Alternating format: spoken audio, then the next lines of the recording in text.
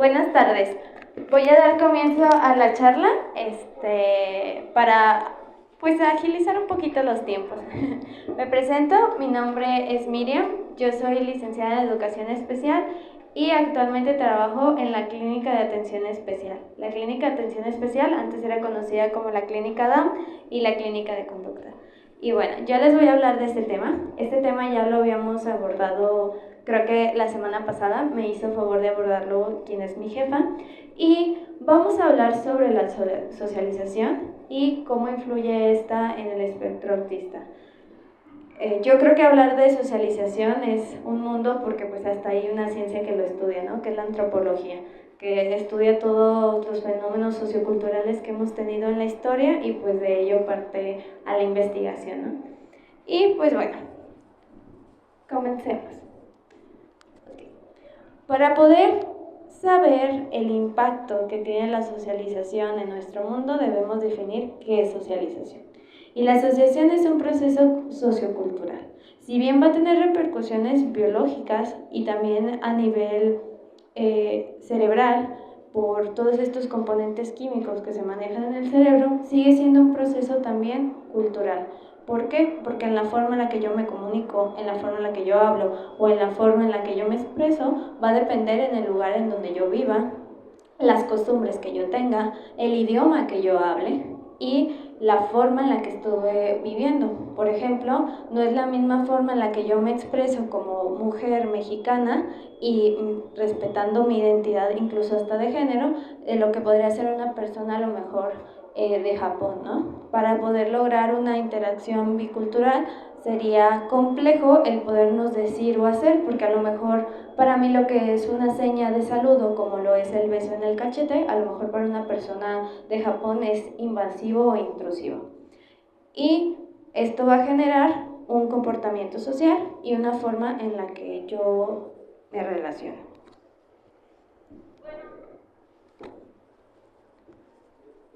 Ahora, ¿qué entendemos por autismo y cómo se relaciona con el autismo? El autismo, una de sus principales características dentro de la clasificación diagnóstica es la comunicación. Y no podemos tener socialización si hay una limitante en la comunicación. Y al haber en el diagnóstico una barrera en la forma en la que yo me expreso o entiendo a los otros, por ende la socialización va a cambiar. Por ejemplo, convencionalismos sociales como el respetar cierta distancia entre una persona al hablar, probablemente para mí no sea algo adquirido naturalmente, porque todos los convencionalismos sociales los tenemos a partir de la interacción con otras personas. Entonces, yo a lo mejor rompo esa barrera y puedo causar una incomodidad hacia otra persona. O viceversa, si un convencionalismo social aquí en México es y decir alguna grosería para todo, a lo mejor va a ser diferente que yo le dé un contexto por la forma en la que lo digo o en la forma en que lo explayo a otra forma. Por ejemplo, aquí tengo una hija chiquita, pero el recordarnos a nuestra madre, ¿no? El recordarnos a nuestra madre puede ser una connotación social amistosa, como de juego, o puede ser una situación de agresión, que va a depender entre si una connotación familiar o cultural a una connotación agresiva, el tono, la forma y en la situación en la que yo lo digo. No es lo mismo recordarte a tu mamá en un juego en donde te estás burlando de mí y yo lo hago para zafarme de esa idea, a si estoy en un punto agresivo con alguien y se lo digo molesto, con un gesto peyorativo y con a lo mejor un acompañamiento físico en donde estoy marcando que se me está haciendo molesto. Y ese tipo de enfrentamientos son las dificultades que vamos a tener en el autismo. Esa capacidad de interpretación para decir en este momento es correcto, en este momento no lo es, va a haber una dificultad al momento de la interpretación del mensaje. También hay que recordar que el autismo ya no es catalogado como una enfermedad, sino una variación neurológica. ¿Qué entendemos por una variación neurológica? Déjenme, vamos por acá. Quiero enseñarles esta imagen. Ok, una variación neurológica quiere decir que tenemos cerebros diferentes. Entonces, todos los cerebros van a tener una forma de procesamiento distinta. Se habla ya de que no todas las personas actuamos de la misma manera o somos de la misma manera, sino va a haber un abanico de posibilidades en las que yo voy a tener cualidades y dificultades para poderme relacionar con los demás. Entonces entramos en una situación en la que todos nos consideramos diferentes y por ende la comunicación y la socialización va a cambiar. Okay. Lo explico de esa manera porque va a haber ciertas características en la socialización del espectro autista y aunque hay diferentes tipos y niveles de apoyos que se van a necesitar, sí vamos a encontrar patrones similares. Por ejemplo, en el área de rituales y juegos, las personas van a preferir juegos repetitivos, juegos que no tengan el cambio. Un juego que no es repetitivo y tiene muchos cambios, por ejemplo, es el fútbol. El fútbol rara vez va a ser predecible, como a lo mejor podría ser un juego de cartas. Un juego de cartas en donde yo sé la probabilidad de una carta, por ejemplo el 1. En el 1 sabemos que solamente hay 4 colores y entonces puede ser uno de los 4 colores el que yo pueda lanzar. Sin embargo, en el fútbol yo puedo decir, le paso la pelota a este, luego le paso a la otra, luego a mí, luego a esto. Y es la dificultad de la interpretación y la anticipación de qué es lo que sigue. El 1 lo podemos anticipar. Por ejemplo, si una persona lanza rojo, yo también tengo que lanzar rojo. Entonces voy a anticipar en las cosas que yo tengo cuál es el que sigue. Pero a lo mejor en un partido de fútbol no puedo anticipar a quién le va a pasar la pelota. Entonces, ¿qué va a pasar con esa situación? A mí, como persona autista, probablemente eso me va a parecer aburrido, porque no tiene una secuencia lógica ni un patrón por el cual seguir. Esa es una parte de la socialización.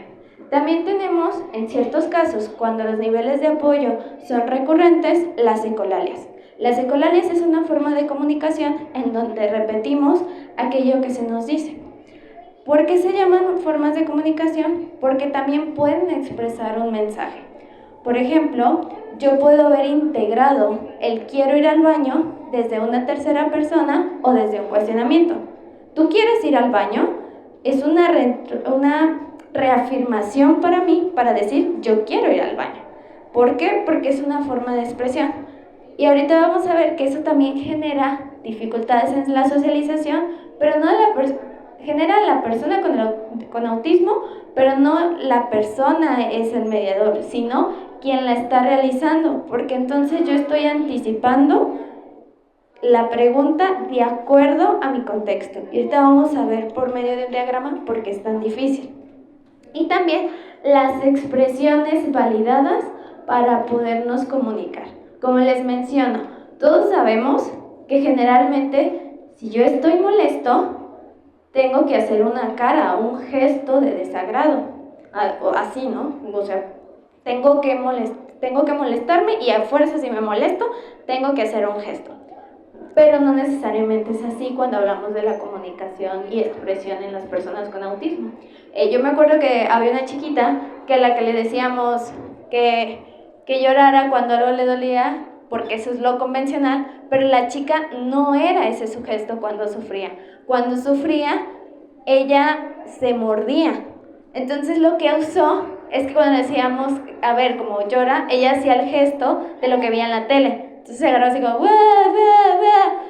Y eso después lo automatizó, pero cuando no quería trabajar. Entonces si le decían, saca tu cuaderno, era ¡wah, wah! Y ella no nos estaba mostrando un gesto de tristeza, nos estaba mostrando un gesto de desagrado hacia la actividad. Entonces, la forma en la que ella interpretó ese llanto se refiere a otro tipo de comunicación, que nos está diciendo desde el área emocional que no quiere hacer algo. pero no es una pauta convencional marcada, y entonces cuando se la presentamos a una persona que no tiene autismo, lo va a ver de una manera rara. Va a decir, no, pues es que no lo debería hacer, pero regresamos, no es que no lo deba hacer, es que su forma de integrar y expresar es esa.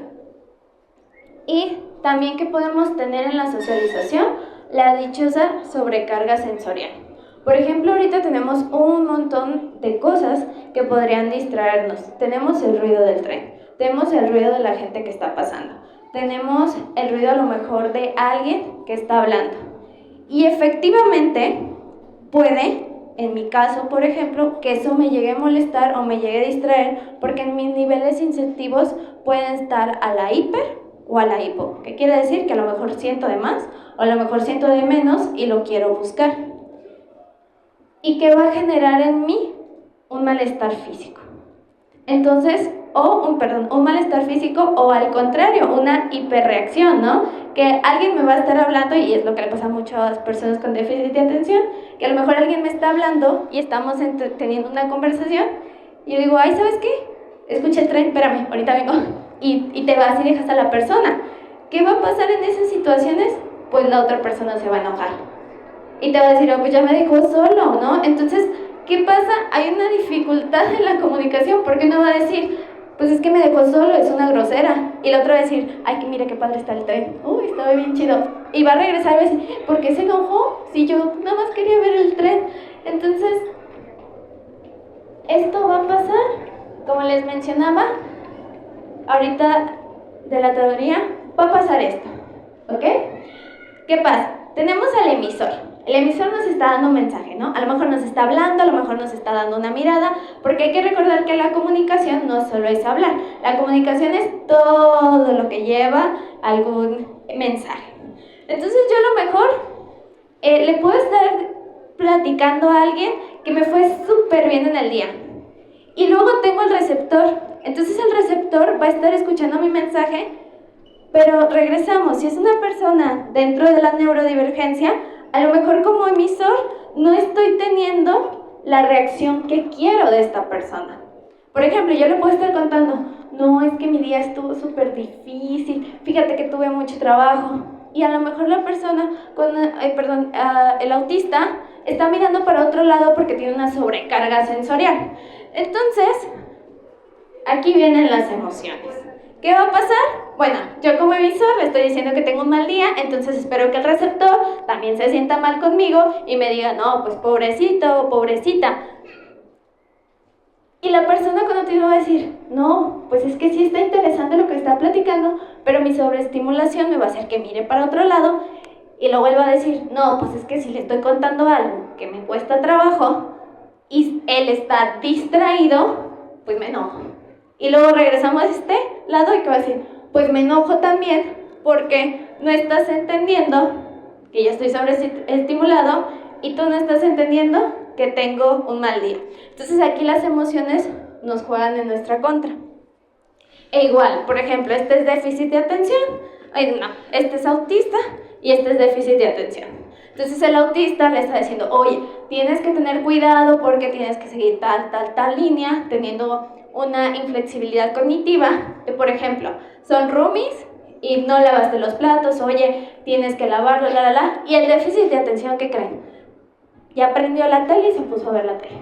Porque a eso es lo que le interesa al déficit de atención. Va a decir, no, yo estoy bien en la tele. Y entonces el autista le va a decir, oye, es que estás rompiendo mi rutina, yo necesito que laves los trastes. Y él te va a decir, está bien buena la tele. Entonces, ¿qué va a pasar? Las emociones. ¿Por qué? Porque este se va a enojar, porque no le está diciendo ni le está prestando atención en los trastes, y este se va a enojar porque no le dejó ver la tele. Entonces, ¿qué va a pasar? Una barrera de comunicación. ¿Qué nos manejan para que no haya barreras de comunicación? La teoría de la doble empatía. La teoría de la doble empatía nos dice tenemos que aprender a convivir. Tanto neurodiversos, neurodivergentes, como neurotípicos, como todos. O sea, tenemos que aprender a escucharnos y a respetarnos y saber que hay diferencias que no vamos a poder cambiar, pero que sí podemos decir, bueno, ¿en qué te ayudo yo? y en qué me ayudas tú. ¿Ok? Es decir, regresando al tema de la persona neurotípica y el autista. Ok, yo como neurotípico te puedo pedir que a lo mejor no me veas a los ojos porque se te va a dificultar, pero sí te voy a pedir a lo mejor después una palmadita. De sabes que es que para mí sentirme bien es que me den una palmadita después de decir que tengo un mal día. Y es como, ok, entonces no me vas a pedir que te vea los ojos, ¿verdad? No, pues ya sé que es difícil, pero una palmadita está bien. O sea, se puede mediar. O el déficit de atención, decirle, ok, me voy a distraer. Cuando vengas a hablarme, apágame la tele. Y yo ya sé que si me apagan la tele es algo importante y que lo tenemos que discutir, ¿no? Y entonces la barrera se quita, porque al final las emociones y las dificultades de comunicación se generan porque no estamos entendiendo el mismo mensaje. Ok, bueno. Ahora, ¿por qué también manejamos la teoría de la doble empatía? Porque hay una relación estrecha entre el bullying y el autismo. Es muy fácil burlarte de una persona que no está entendiendo el contexto en el que tú te estás expresando. Por ejemplo, a lo mejor yo puedo ser una persona que hace bullying a los demás porque para mí es súper divertidísimo esconderle las cosas a los demás. Sin embargo, a lo mejor si yo con esta parte de la inflexibilidad cognitiva en el TEA le escondo su lápiz y para él es imposible que el lápiz se pierda, para mí como buleador voy a decir, no, es que es súper divertido, pero para el otro va a ser, no, es que tú creías que era un simple lápiz, para mí me destruyó toda mi energía. Entonces, ¿qué pasa? Pues te molestas, pero regresamos, a haber una dificultad social, también va a haber una dificultad en la regulación de la molestia. Entonces te vas a molestar, a lo mejor vas a gritar, vas a patalear, te vas a tirar. ¿Y qué pasa cuando sucede eso? También regresamos. Es otra cosa no regularizada. Entonces, en vez de que la gente lo vea como empatía, es burla. ¿Por qué? Porque recordamos que no es una convencionalidad de que si estás muy molesto, te tires al piso a llorar. Y luego la gente, o en este caso, si no se tiene la doble empatía, ¿qué te va a decir? Es un simple lápiz. Luego yo te lo compro. Pero no están viendo que a lo mejor ese lápiz para esa persona lo era todo. Entonces, ¿qué tenemos que ver? Pues bueno, para aclarar también bullying tiene que ser reiterado. Y sobre todo esto pasa muchísimo en las adolescencias, que les causa goce ver a la persona con autismo pues en esas crisis, porque regresamos, estamos en esta parte del descubrimiento y es, ¿cómo por un lápiz a lo mejor causa una crisis, ¿no? Entonces, les parece divertido y son constantes, ¿no? Mira, ya nos gustó cómo se ve enojado, otra vez, vamos a hacerlo. Ya nos gustó cómo se ve enojado, otra vez, ¿ok? Y lastimosamente, en México, sí tenemos el primer lugar de acoso escolar. ¿Cómo se relaciona el autismo? Les menciono, aquí en México no se ha hecho estudios, a mí me gustaría que se hicieran para saber la cantidad, pero en España el 84% de los chicos con autismo llegan a sufrir acoso escolar. ¿Por qué? Regresamos porque no hay esta teoría de la doble empatía. En el de, yo te escucho, tú me escuchas y convivamos en paz. O sea, yo ya entendí que este lápiz es especial para ti y me tengo que retirar. Ese es por poner un ejemplo. ¿Y qué pasa? ¿Cómo llegamos? Es lo que les menciono. Si juntamos las dificultades para la transmisión de ideas, las pautas en la comunicación y la expresión, que en este caso podrían ser las personas con autismo, y digo podrían porque es en cualquier chico. Si yo tengo dificultades para la interacción y me exponen a un ambiente normalizado, un ambiente poco inclusivo, en donde la neurodivergencia no cabe lugar, pues ¿qué pasa? Hay contextos sociales y educación y emocional de diferente forma. Esto puede ser la positiva o la negativa. ¿Por qué? Porque también hay que recordar que la educación viene desde casa. Entonces muchos de los chicos que también hacen bullying son gente que en su casa está normalizado ese aspecto. O a veces no, a veces también son contextos biológicos, ¿no? Por condiciones a lo mejor de psicopatologías. Pero bueno, si combinas estas dos cosas, te va a dar hostigamiento escolar. ¿Por qué? Porque regresamos. A lo mejor para mí la carrilla es lo más común del mundo. O sea, si yo me burlo de alguien, para mi cotidianidad es lo normal. Que entraría a lo mejor en este caso yo como una persona que está haciendo bullying. ¿Por qué? Porque mi contexto sociocultural es hasta que el que no llora no gana, ¿no? Entonces yo voy a estar, pero a lo mejor no me estoy dando cuenta que mi compañero tiene esa dificultad para entender lo que yo le estoy diciendo. Entonces yo voy a estar duro y dale, jijiji, jajaja. ¿Y qué va a pasar con mi compañero? Le voy a causar una crisis emocional. Esto, ¿cómo lo podemos mediar nosotros como... y bueno, ¿qué va a generar el acoso escolar? Un impacto en el autoestima. ¿Qué va a pasar? Este aislamiento social. En vez de quererme o de verme forzado todo el tiempo a querer encajar con alguien, pues mejor ya no le hablo a nadie. Es más fácil. Es más fácil irme a un lugar y que ya no me molesten a intentar hacer las convencionalidades sociales, porque son muy complejas. Y lo menciono la complejidad porque a veces no lo vemos. Para nosotros es como de, pues, una novia, ¿no? Pero nadie nos enseña que es una novia o un novio. Y a lo mejor, para mí, una novia solo es tomar de la mano. Y entonces, ¿qué pasa? Digo, bueno, sí, quiero ser novia de esta persona. Entonces ya nos tomamos de la mano y resulta que la otra persona puede ser neurotípico y me agarra y me deshace y es muy afectivo, ¿no? Entonces para mí va a ser wow, pero es que para mí eso no era el significado de novia. Entonces regresamos, en vez de hacer esta teoría de la doble empatía y de escucharnos mutuamente, mejor me alejo. Es más fácil regresar a la comodidad de no expresarme que llegar a un acuerdo. Y cuando nosotros somos mediadores de estas situaciones, primero tenemos que ofrecer un espacio seguro. Un espacio seguro nunca nos va a presionar.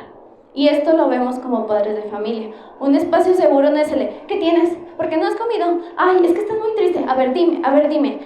El ejercer presión cuando tenemos una situación de estrés no nos va a apoyar. A veces incluso ofrecer un lugar seguro es solamente estar ahí. El acompañamiento, como les digo, un abrazo, una palmada puede ser ofrecer un espacio seguro. Otra cosa, no forzar a la terapia. A veces me llevaban chicos y me decían, es que le están haciendo bullying en su escuela, y así les digo, bueno, queremos que les enseñes a socializar. Y yo lo primero que le decía a la mamá era, ¿quién lo trajo? ¿Tú o él? No, es que yo estoy muy preocupada y así. ¿Él quería venir? No. Entonces la respuesta es, no lo traigas, porque él no quiere hablar del tema, él no está listo para hablar del tema. Y regresamos, esforzarlo y hacerlo revivir esa situación que ya es dolorosa en sí para él. También, si ya le ofrecimos el espacio seguro, si él ya nos está dando la confianza y la apertura de que algo malo está pasando, también hay que brindarle herramientas para la comunicación del mensaje. Por ejemplo, si son chicos no verbales, ¿cómo lo vamos a ver? Por el llanto, por situaciones que son disruptivas, a lo mejor se tira, a lo mejor hace berrinches sin razón aparente. Y en el caso del autismo verbal, podemos hacer narrativas sociales. Las narrativas sociales son dibujos en los que nos cuentan qué fue lo que pasó.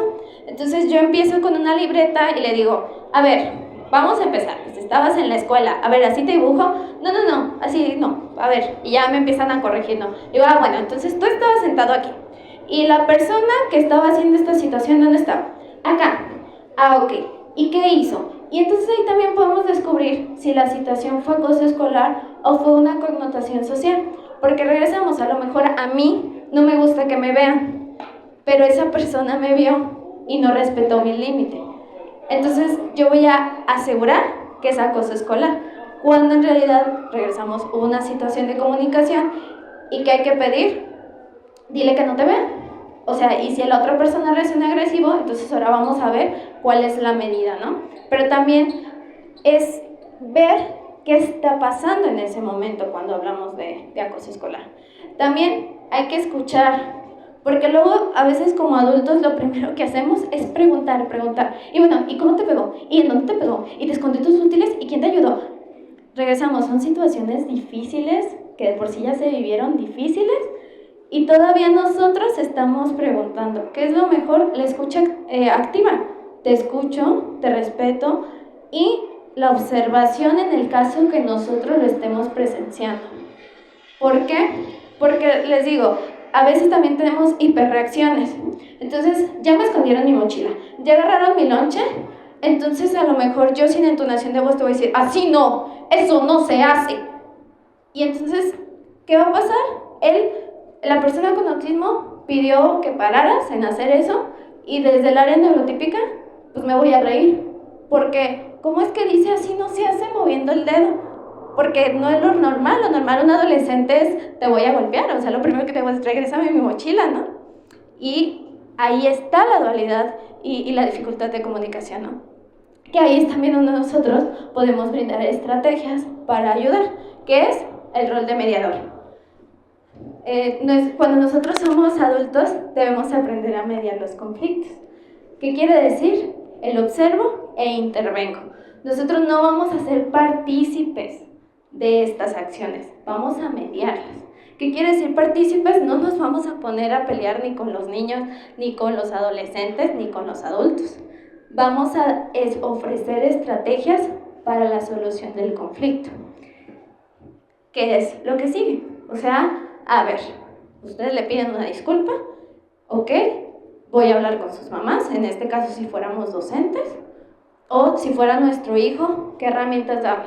Ok, fíjate que, bueno, yo como papá, si te digo, no hagas eso, porque mi rol como papá es informarte, pero si tú estás con iguales, pues diles que no, y regresamos que depende del contexto, ¿no? Hasta una grosería, porque a veces también decimos eso nosotros, a veces hasta las groserías en adolescencias son válidas, porque es una forma de expresión. Entonces, es decir, no, pues si ellos te están haciendo, tú también tienes que poner un alto. Hay un sistema de enseñanza de la socialización que se llama Peers.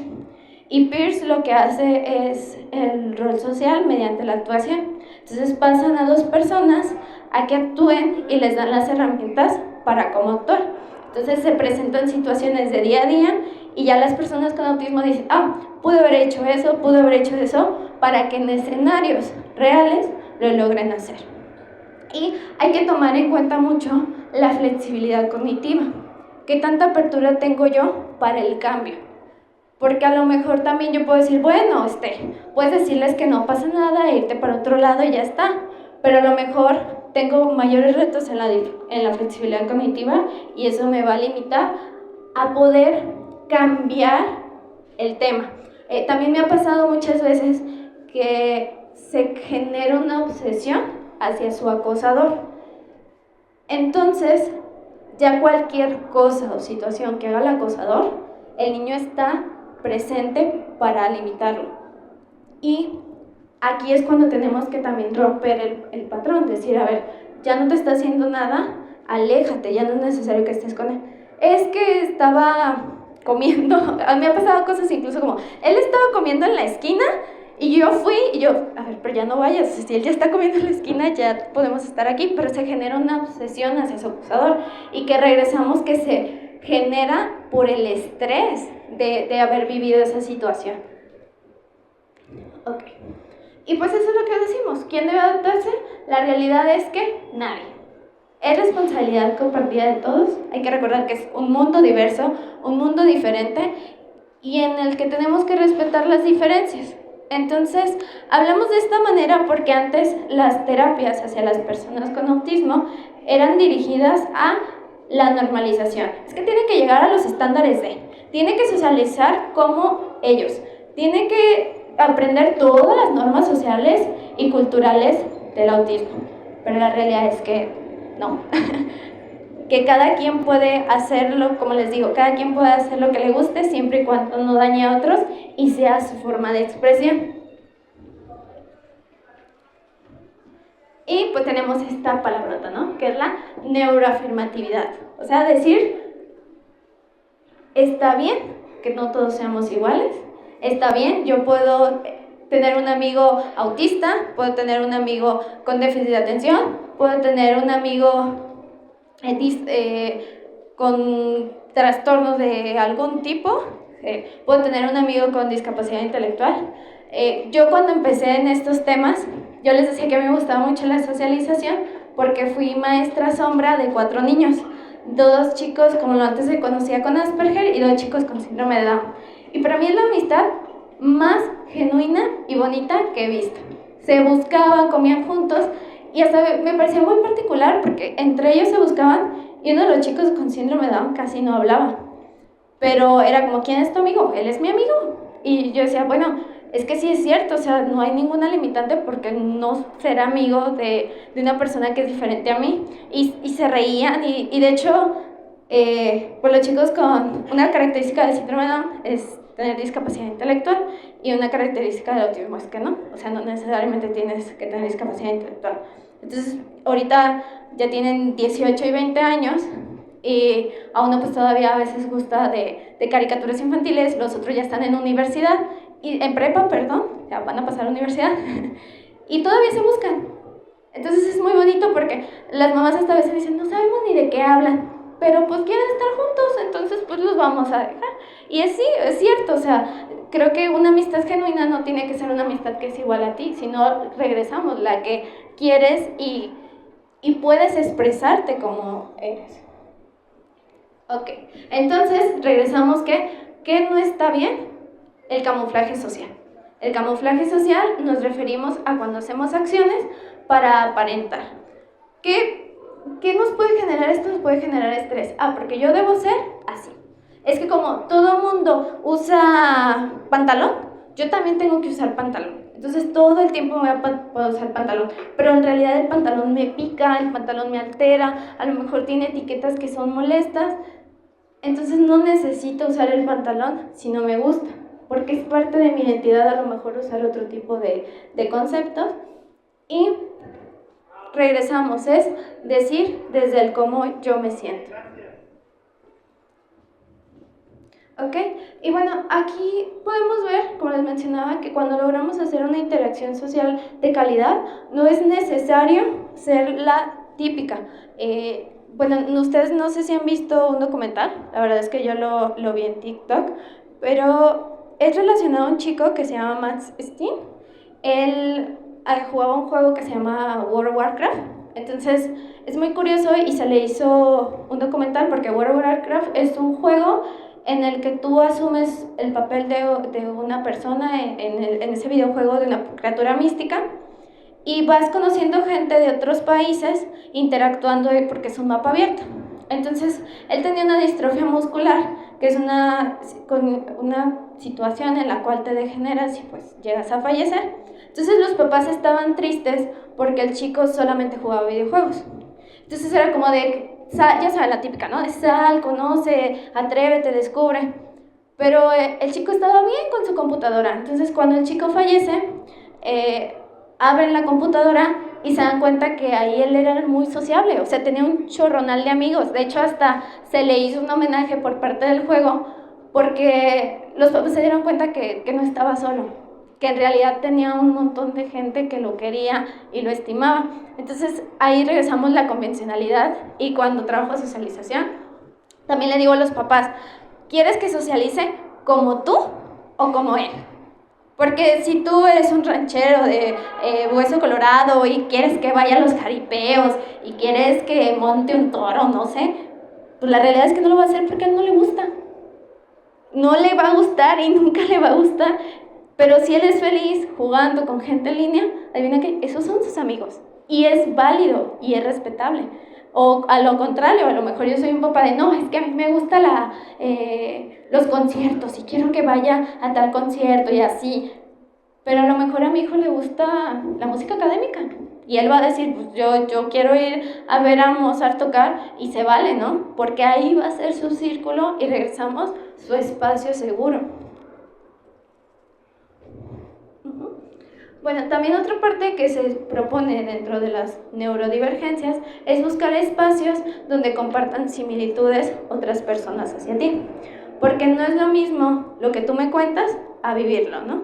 Y por ejemplo, yo lo he hablado mucho con algunos amigos que son muy introvertidos, les digo, es que sí, o sea, ellos me dicen, no, es que ¿sabes qué? El mundo está hecho para extrovertidos, para la gente que habla, para la gente que todo el tiempo se está moviendo, pero es cansado. Y yo les digo, es que sí tienes razón. Entonces, es más fácil si generas un vínculo en donde una persona te entiende, porque a veces yo sí les digo, es que yo no te puedo entender, porque yo pues, me paro, hablo, me muevo, grito, bajo. Entonces, es más fácil si estás con otra persona que entiende tu situación y pueden empatizar.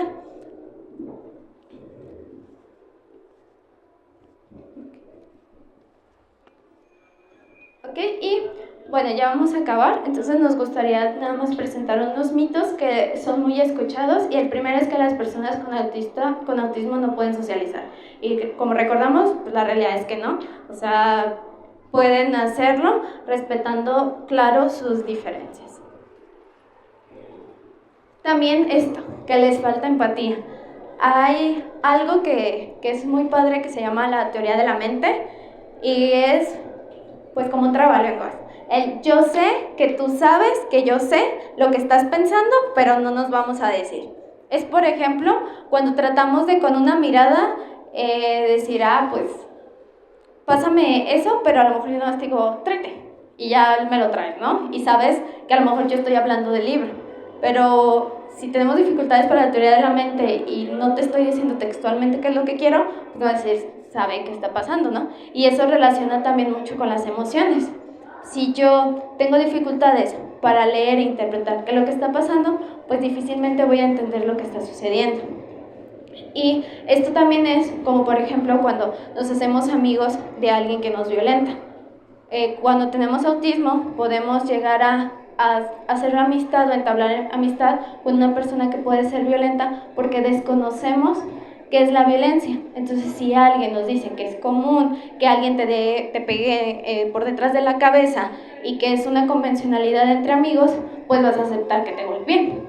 Pero la realidad es que no es algo esperado, ¿no? Y es lo que a veces llegamos a entender o a enseñar. Ok, también esto, no entiende normas sociales. No es que no las entienda, es que regresamos. Las normas sociales tú las vas entendiendo conforme te van regañando. Por ejemplo, si yo me siento con los moñitos, con pie de moñitos, pues lo primero que va a decir mi mamá va a ser, no te sientes así, siéntate bien, ¿no? ¿Y qué es bien? Pues bajar los pies. Pero yo tuve que pasar por el regaño y entendí que el sentarse bien era así. Regresamos por la teoría de la mente, porque yo los estoy viendo todos con los pies abajo. Pero una persona con autismo te va a decir, pues que sentarme bien. Si yo estoy bien sentado, pues estoy en una silla, ¿no? Entonces es también saber explicar todos esos convencionalismos que llegamos a tener. Y por último, bueno, hay que recordar que cuando hablamos de socialización, y para cerrar, nuestra base es el respeto. Y el respeto viene desde casa y viene como nosotros lo enseñamos. Si nosotros somos personas respetuosas y abiertas hacia los demás, no tendríamos por qué hablar de socialización, sino como recordamos, de neurodiversidad. Muchas gracias. ¿Dudas, comentarios?